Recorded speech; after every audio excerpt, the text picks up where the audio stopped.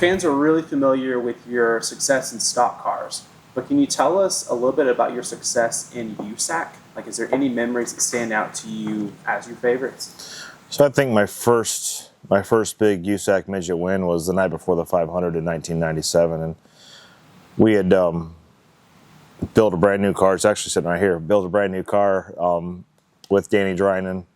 Danny Drynan built the car, and ultimately was in charge of making us go fast.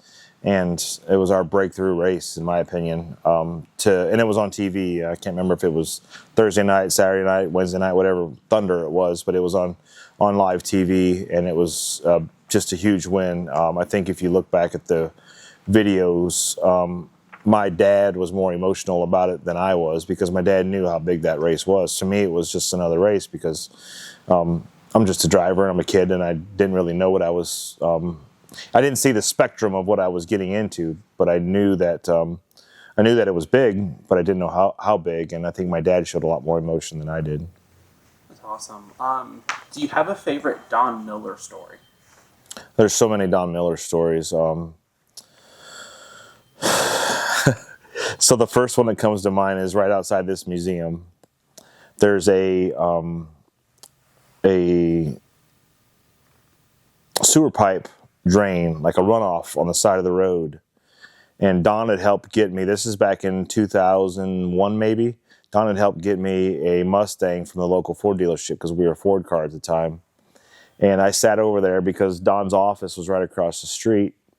And he could see out the window, and I lit him up at the intersection and just smoked him and smoked him and smoked him. And then literally drove over to his office and pulled in. And while we're sitting in there, somebody from like however many cars back and didn't know what had happened comes over and stops at the race shop and said, "I don't know what's going on, but there's smoke coming out of the sewer pipe over here." So the smoke had literally come off the tires so much, and it made such a big cloud of smoke that it went over and filled up inside the sewer pipe. And then as whatever happened, it started coming back up and crawled back out, right? And it was just funny because, I mean, like, I guess back in the day when we were a little crazier, you just do stuff like that.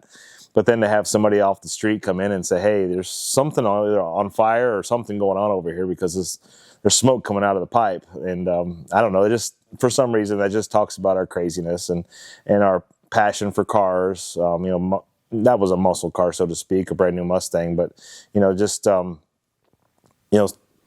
that was the first thing that came to mind about Don Miller, because Don's been so instrumental in my NASCAR career.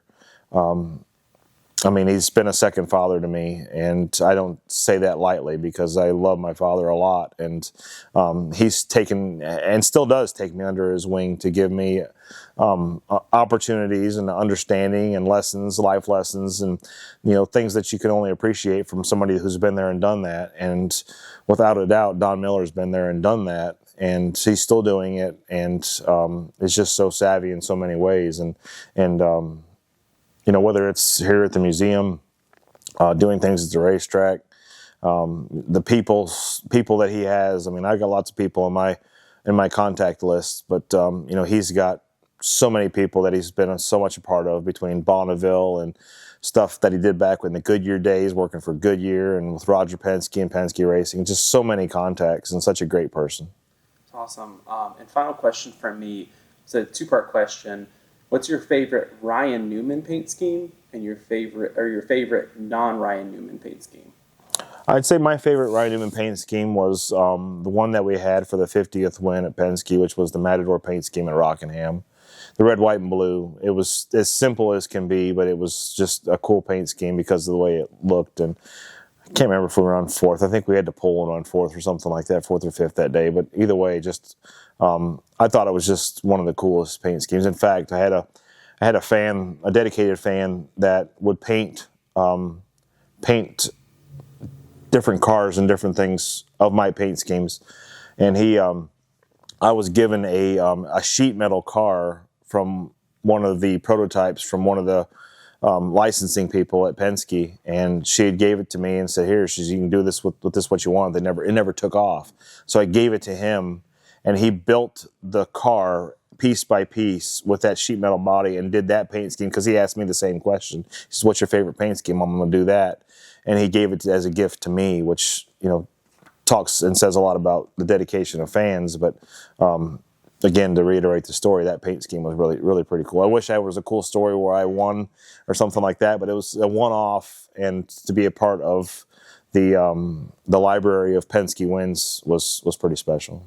Do you have a favorite non-Ryan Newman paint scheme?